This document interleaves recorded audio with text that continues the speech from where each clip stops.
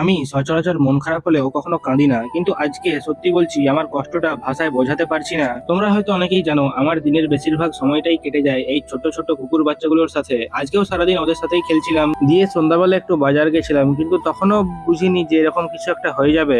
দেন বাজার থেকে বাড়ি ফেরার পথে দেখি যে একটা 4 চাকা গাড়ি আমাদের এই ছোট কুকুর বাচ্চাটাকে ধাক্কা দিয়ে মেরে চলে গেছে। সেটা দেখেই আশেপাশের লোকজন সেটাকে তুলে নিয়ে জঙ্গলে ফেলে দিয়ে এসেছিল, কিন্তু আমরা সবাই মিলে সেই কুকুরটাকে খুঁজে নিয়ে এসে জঙ্গল থেকে বের করলাম। আর ওই সময় কালু আর টমি ওকে দেখে এমন ভাবে তাকাচ্ছিল, মনে হচ্ছিল ওরাও বুঝতে পারছে যে ওদের একজন আর নেই। তারপর আমরা আমাদের অফিসের ভেতরেই একটা বড় করে গর্ত করলাম, দিয়ে ওতে নুন দিয়ে খুব যত্ন করে ওকে শুইয়ে মাটি চাপা দেওয়ার চেষ্টা করলাম। পুরো কাজটা করার সময় আমাদের মনটা এতটাই খারাপ ছিল যে কি আর বলবো। আমি রাস্তায় চলা সব ড্রাইভারদের কাছে একটাই অনুরোধ করব, দয়া করে দূর থেকে যদি কোনো কুকুর, গরু বা অন্য প্রাণী দেখো, একটু স্পিডটা কমিও, একটু সাইড দিয়ে যেও, কারণ ওদেরও বাঁচার অধিকার আছে।